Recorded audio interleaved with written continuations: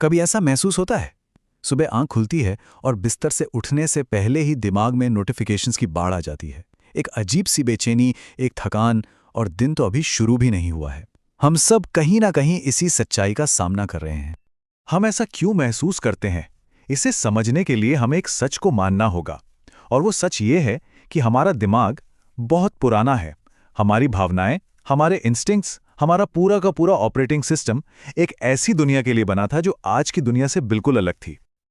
और बस यहीं से सारी गड़बड़ शुरू होती है।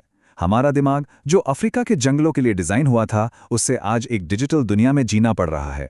ये कुछ ऐसा है मानो आप किसी पुराने 80 के दशक के सॉफ्टवेयर को आज के सुपर कंप्यूटर पर चलाने की कोशिश कर रहे हो। क्या होगा? वो क्रैश हो जाएगा। और यही टकराव हमारे आज के तनाव और फोकस की कमी की असली जड़ है।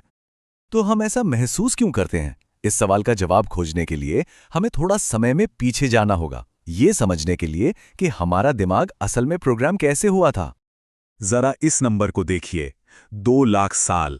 हमारे इतिहास का लगभग 99% हिस्सा इंसानी दिमाग एक ऐसे माहौल में ढला जहां पहली और आखिरी प्रायोरिटी सिर्फ एक ही थी, जिंदा रहना।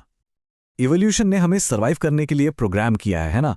तो डर हमें शिकारियों से बचाता था, खाने की इच्छा हमें कैलोरी की कमी नहीं होने देती थी, और लोगों से जुड़ने की जरूरत यानी सोशल एक्सेप्टेंस हमें ग्रुप में रखती थी, जो उस जमाने में जिंदा रहने की गारंटी थी।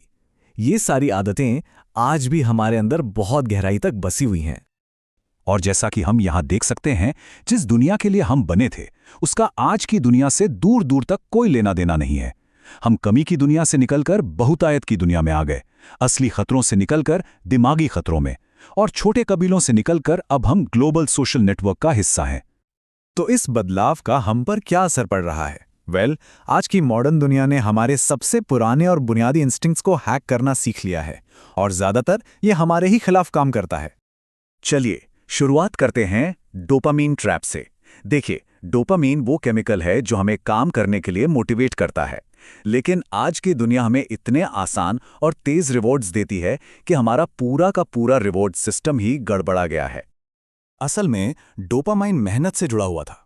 शिकार करना, खाना इकट्ठा करना, कुछ नया बनाना, इन सब कामों में मेहनत लगती थी। और इनाम क्या था? जिंदा रहना। यह एक बहुत ही हेल्थी और बैलेंस साइकिल थी। लेकिन आज ये साइकिल पूरी तरह से टूट चुकी है। एक लाइक, एक स्क्रॉल, एक नोटिफिकेशन, बिना किसी मेहनत के तुरंत इनाम मिल जाता है।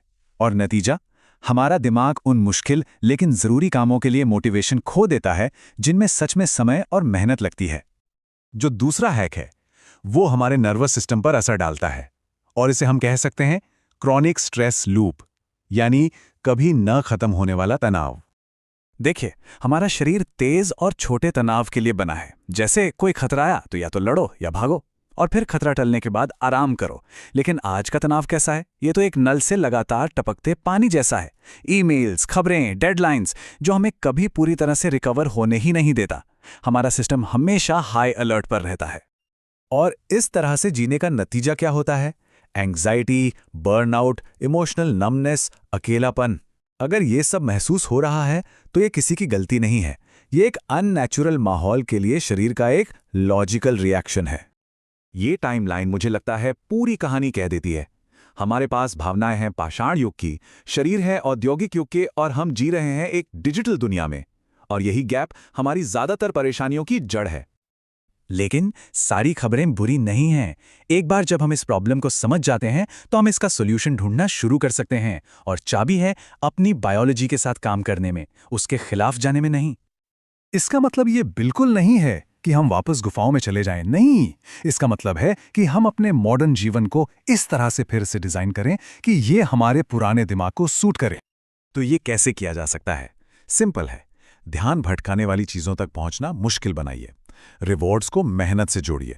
आराम को एक जरूरत समझिए, जैसे जिंदगी इस पर टिकी हो। और सबसे जरूरी, असली दुनिया में आमने सामने के रिश्ते बनाइए। अगर इस पूरी बातचीत से सिर्फ एक बात याद रखनी हो तो वो ये है, हम में कोई कमी नहीं है। ये कोई पर्सनल कमजोरी नहीं है। ये तो बस हमारी बायोलॉजी है जो एक गलत माहौल में अपना रिएक्शन दे रही है। तो खुद को दोष देना बंद करें और कंट्रोल वापस अपने हाथ में लेना शुरू करें। आधुनिक जीवन ने हमें तोड़ा नहीं है, इसने बस हमारी बायोलॉजिकल लिमिट्स को टेस्ट किया है।